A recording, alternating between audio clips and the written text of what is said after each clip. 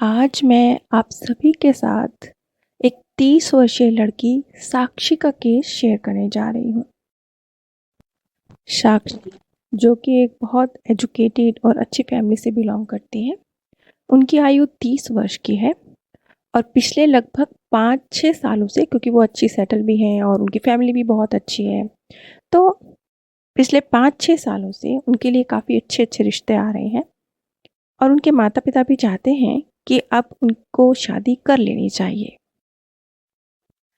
लेकिन बहुत अच्छे और हैंडसम लड़कों के उनके लिए रिश्ते आ रहे हैं, पर वो बहुत एक अजीब बात शेयर करती हैं। वो कहती हैं कि जब किसी बहुत हैंडसम लड़के का कोई रिश्ता मेरे लिए आता है, तो एक मन कहता है कि हाँ, इस रिश्ते के लिए मुझे हाँ करनी चाहिए, अच्छा रिश्ता है, सारी चीज़ें सही है।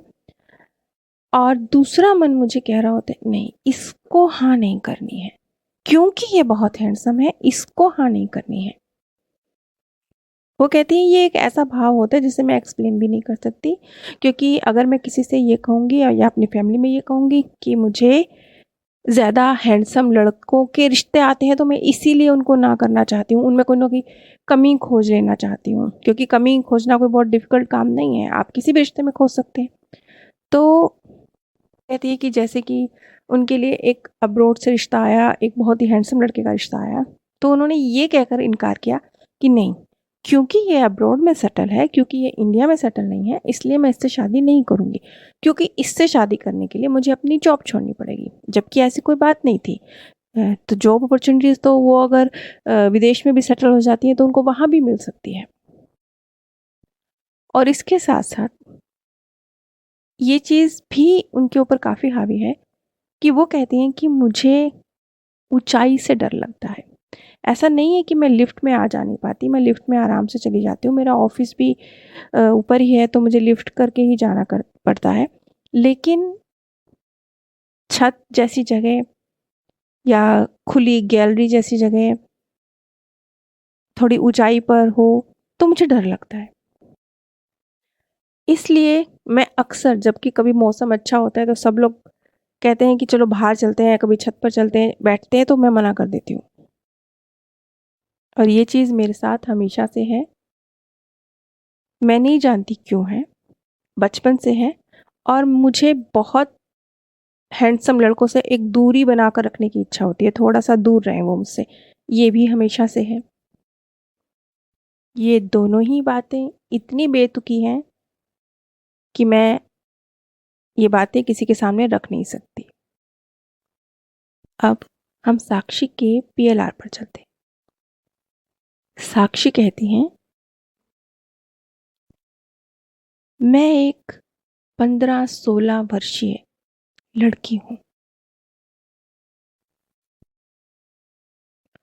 और एक अच्छे परिवार से संबंध रखती हूँ। उन्होंने जिस तरीके से अपने आप को डिस्क्राइब किया, वो एक संभ्रांत परिवार की लड़की के रूप में दिखाई दी, जो कि बहुत पैम्पर्ड है, बच्चे को अपने घर में बहुत प्यार मिलता है, उसकी हर बात मानी जाती है। जैसे माँ-बाप बच्चों को बिगाड़ देते हैं, कुछ इस तरीके से, आप बिगड़ी हुई बच्ची भी कह सकते हैं, इस रूप में वो है। बहुत लाड प्यार से उनका पालन-पोषण हुआ है। उनकी इच्छाओं को कभी मारा नहीं गया। वो जिस भी चीज़ की डिमांड रखती हैं, उस चीज़ को पूरा किया जाता है। उनका जीवन काफ़ी अच्छा है, जिसके कारण जो उनकी और सहेलियाँ हैं, आस-पास की और लड़कियाँ हैं, वो उनसे जलती हैं। ये उस समय की बात है जिस समय पर लोगों को फ़िल्मों का और हकीकत के बीच का फ़र्क मालूम नहीं था। बहुत सारे लड़के-लड़कियाँ, ज़्यादातर लोग यही समझते थे कि जैसे जो विलेन दिखाई दे रहा है स्क्रीन पर, वो ज़िंदगी में भी विलेन के रूप में ही है, और जो हीरो के रूप में दिखाई दे रहा है, वो ज़िंदगी में भी हीरो के रूप में ही है। उन्हें रियलिटी और फ़िल्मों के बीच का फ़र्क मालूम नहीं था। ऐसे समय पर साक्षी ने एक ऐसे परिवार में जन्म लिया है, जहां उन्हें बहुत नाजो नखरों के साथ रखा जा रहा है। और उन्होंने ये भी बताया कि मैं एक थिएटर के बाहर टिकट की लाइन में खड़ी हूं, क्योंकि आज मेरे पसंदीदा स्टार की फिल्म रिलीज होने वाली है। साक्षी ने उन स्टार का नाम भी बताया। उन्होंने बोला कि वो देवानंद की फैन है। उनके घर में उनकी एक फोटो है जो उनके कमरे में लगी है, और वो अपने मन से उन्हें अपना पति मान चुकी है। उन्होंने यहाँ तक कहा कि जब वो स्क्रीन पर उन्हें किसी और लड़की के साथ देखती हैं तो उन्हें बहुत गुस्सा आता है, क्योंकि उन्हें लगता है कि ये लड़की उनसे उन्हें छीन रही है। एक जो बहुत महत्वपूर्ण दृश्य रहा, जहाँ से उनके अंदर जो ये डर है इसकी नींव पड़ी है, क्योंकि ये उनकी मृत्यु का क्षण है। आखिरी वक्त में, उससे पहले भी वो बहुत गहराई से एक फिल्म एक्टर के तौर पे देवानंद जी के साथ अटैच रही होंगी, क्योंकि उन्होंने कहा था कि वो उन्हें अपने पति के रूप में मान चुकी हैं। इतना गहरा एक प्रेम रहा एक तरफा। एक महत्वपूर्ण दृश्य में जो उनके जीवन का आखिरी दिन है, उसमें वो कहती हैं, मैं अपनी बहुत सारी सहेलियों के साथ छज्जे पर खड़ी हूं, क्योंकि आज हमारे इलाके में देवानंद आए हैं। फिर उन्होंने बहुत डिटेल में देवानंद जी को डिस्क्राइब किया कि वो कितने हैंडसम लग रहे हैं। उन्होंने ब्लैक कोट पहना है, ब्लैक पैंट पहनी है, वाइट शर्ट पहनी है और ब्लैक ही टाई लगाई है, और वो दूर से सबका हाथ हिलाकर अभिवादन कर रहे हैं। ये उनका ही घर है। वो अपने घर में, अपने घर की गैलरी में अपनी बहुत सारी सहेलियों के साथ छज्जे पर खड़ी हैं। यहीं से एक महत्वपूर्ण घटना की शुरुआत होती है, क्योंकि देवानंद जी का काफिला जब आगे चला जाता है, उसके बाद भी जो भीड़ जमा है लड़कियों की उस छज्जे पर, वो आपस में बातें कर रही है, मस्त है, मगन है, और साक्षी चुप है, सिर्फ ख्यालों में खोई है और अपने आप को देवानंद जी के साथ विजुलाइज कर रही है। उसे पता ही नहीं है, समझ ही नहीं आ रहा कि वो अपने ही घर की गैलरी में छज्जे पर खड़ी है। क्योंकि वो उस मोमेंट पे है ही नहीं। वो अपने मन के अंदर उस घड़ी को महसूस कर रही है, जी रही है। अचानक से छज्जा चरमरा के बहुत तेजी से नीचे गिर जाता है और बहुत तेज आवाज के साथ, जैसे ब्लास्ट हुआ हो, वो अपने आप को जमीन पर पाती है। ये वो क्षण था जहां साक्षी ने आखिरी सांसें ली हैं।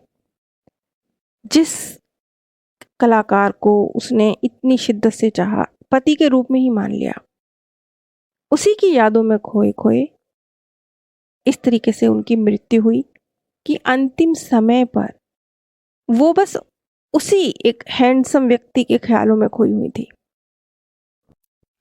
छज्जे से नीचे गिरते ही उसी क्षण, चंद सेकंड्स में ही उनकी मृत्यु हो गई। यहां से शुरुआत होती है उस डर की, जहां जो साक्षी इस बर्थ में अपने साथ लेकर आई है। बीच का भी एक लंबा समय है, वो शायद उन्होंने आत्मालोक में या शायद किसी और बर्थ में गुजारा होगा, जिसका जिक्र सामने नहीं आया। जब साक्षी ने इस सत्य को समझा और इस चीज को जाना कि जो कुछ हुआ था उसमें किसी और की गलती नहीं थी, ये उसकी ना समझी थी कि वो हकीकत और कल्पना के बीच का फर्क नहीं समझ पा रही थी। ये एक साक्षी का, चलिए ये केस तो इस तरीके से सामने आया, लेकिन आज के वक्त में भी आप ध्यान दीजिएगा, आप जब जब ठीक है, हम आज के समय में हैं तो हमें तो ये मालूम है कि फ़िल्मों में और हकीकत में फ़र्क होता है, वो सब लोग एक्टिंग कर रहे हैं। हम जानते हैं कि जो एक्टर गाना गा रहा है वो उसकी आवाज़ नहीं है, हमें सब पता है। लेकिन आज भी बहुत सारे लोग हैं, बुज़ुर्गों में तो ख़ास तौर पे हैं, लेकिन बच्चों में भी हैं, जो बहुत सारी जो मीडिया के थ्रू जानकारी लेते हैं, उसको सत्य समझते हैं। बल्कि अब ये फ़िल्टर और भी बड़ा कर देना चाहिए हमें। उस ज़माने में तो ये चीज़ बहुत छोटे स्तर पर थी। आजकल तो ये एक बहुत बड़े स्तर पर माइंड वॉश की तरह काम कर रहा है। आपके सामने यूट्यूब के माध्यम से, मीडिया के माध्यम से बहुत सारी चीज़ें गलत तरीके से प्रस्तुत की जाती हैं, जो सत्य से बहुत दूर होती हैं। और आपका जो दिमागी फ़िल्टर है, वो समझ ही नहीं पाता कि रियलिटी और सत्य के बीच में वो जो सामने वाला व्यक्ति कह रहा है, आप उसे समझ ही नहीं पाते, आप उसे परख ही नहीं पाते। अगर किसी के साथ ऐसा बड़ा हादसा होता है कि वो किसी झूठ के कारण, उसे सत्य समझने के कारण उसका माइंड वॉश हो जाता है और वो उसी भाव के साथ चलता है, एक नेगेटिव थिंकिंग, एक नेगेटिव चीज़ को सत्य समझा हुआ है उसने। उसका दिमाग जब सही तरीके से चीज़ों को फ़िल्टर करना नहीं जानता है, अपने अंदर क्या लेना है, क्या नहीं लेना है, नहीं जानता है, तो वो चीज़ बहुत डीप, चलिए नेक्स्ट बर्थ में तो फिर भी चलो बहुत बड़ी बात है। मैं तो कहती हूँ इसी बर्थ में, आज अभी इसी वक़्त में, आज में आपके वर्तमान में भी ज़हर घोल सकती है ये चीज़। आपको अपने दिमागी फ़िल्टर को हमेशा लगा के रखना है।